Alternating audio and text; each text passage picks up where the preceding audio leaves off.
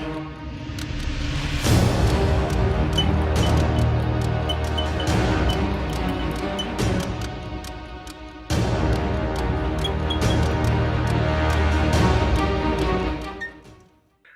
guys, you saw in my sneak peek a little while back that I was working on a new blaster, and here she is.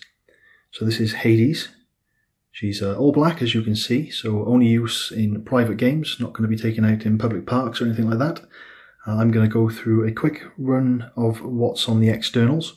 I'm also going to show you the internals, and I'm also going to run her over the chrono, and we'll see what readings she's getting. So she's running on a high voltage LiPo pack, which is 11.4 volts. There's Hellcat motors inside, we'll see them later, with hooligan flywheels. We've got, externally you can see we've got a Chris Vector kit from Worker, and this is very nice, but I didn't want the full kit. I wanted to run it as a pistol, so I could single-handed wield it. We've got a PMag, which holds 12 darts in black. I wanted the black specifically to go with the whole look. We've got some bits which I'm going to cover later, some mag release from Jace 3D and artifact trigger. We've got a low profile Jace 3D battery tray and motor cover. We've got a voltmeter, this in purple. I've not seen a purple voltmeter before. So I've got that, which is great. I'll show you how that works. I've got an on-off switch by there, and then there we go, you can see the LiPo in purple. And black rev trigger, everything's black.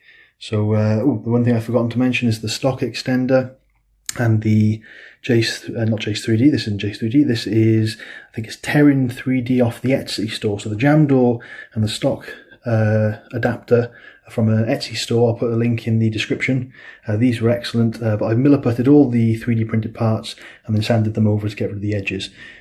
So yeah, that's it, let's move on to the internals. Okay guys, so what we've got here is a fluted barrel at the front by here, red artifact cage with Hellcats and hooligan wheels. We've got a voltmeter and a tiny little voltmeter switch by there.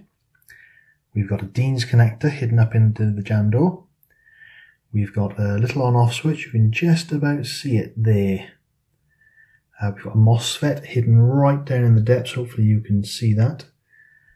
We've also got some work done down on the rev trigger, so I keep this lock. I like this lock, but I also like the tactile response of a cherry switch, so I've shaved this cover down so that the rev trigger cover can stay in place and actually help keep the cherry switch also securely in place. It's been glued in place there. We've also got a Jace 3D mag release lever and a artifact metal trigger, which I really like. Worker extended pusher, but we all know that's not necessary. It's just because it's black and it goes with everything else. And that's about it for the internals.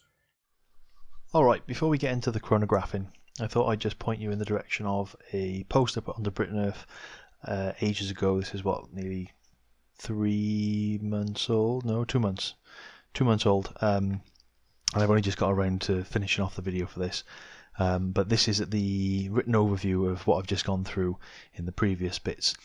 There's some more in-depth information in here if you want to go and actually have a, there's some information about exactly where I got some of the stuff. There's more in-depth pictures around what I did to the 3D printed parts, and also what I did to the trigger lock, which I shall get to shortly, so that you can see some of the work that I did there. And how I added in the cherry switch, which I didn't show you in the video, I didn't take it apart. So yeah, I'd suggest going and have a look at that if you're interested in a bit more information. I also thought it would be interesting just to show you Hades in action at the last Bristol Blast that we did. This is our opening game of HVZ, and I'll show you a couple of seconds of this, and I'll also slow down a bit where, well, if you don't slow it down you can't see me tag Treasy.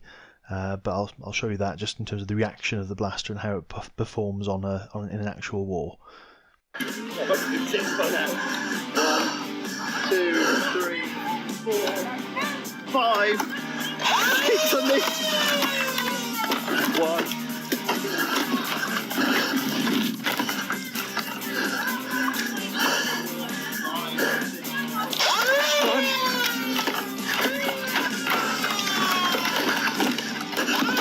Got you.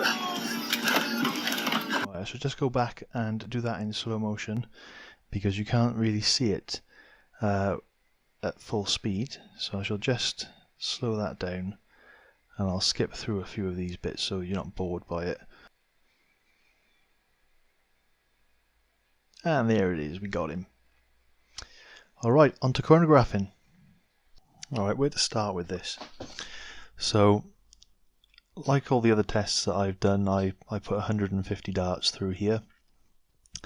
And I did 50 Elite, 50 Couche, 50 Waffle Tips, all from the Bristol Blast dart pool. So some of these darts are well worn, some of them less so, and it's a good test to kind of see exactly how the blaster is going to perform in real life scenario at a Nerf war.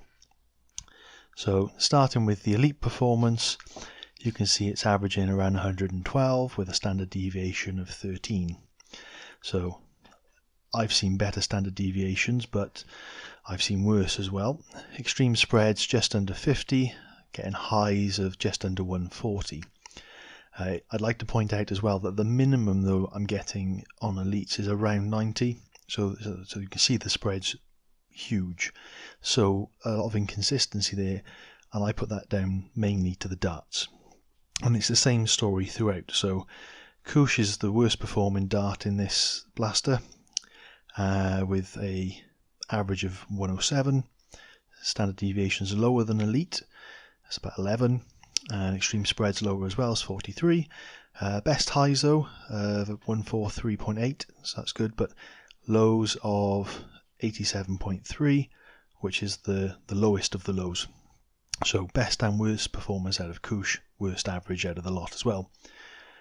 Waffle Tips averaging 110. Standard deviation is the lowest of the batch, which is the only single digit standard deviation of 9.44. Extreme spread of 38, so lower again, so more consistent, but I'd be expecting that. And a high of mid 130s, and you can see that the low is again just under 90. So across all three of them, high 80s to 90s are the low end of the spectrum, mid 130s to 140ish at the high end. Across the entire pool it's averaging about 110, but you can see that the extreme spread is crazy. It performs like a beast. I've used it and 2 wars now, and I'm tweaking it a little bit here and there just to get the feel just right. But I'm really impressed with the performance. It shoots straight, it hits what I want it to. It's just crazy FPS when you're comparing the highs and the lows based on the used pool. But that's to be expected. I'll put a post onto the Britnerf forum with all of this information on it. I'll put a link in the description. I'll also put a link to the spreadsheet itself so you can go and have a look at that if you want to. But that's it. I'm out. Catch you later.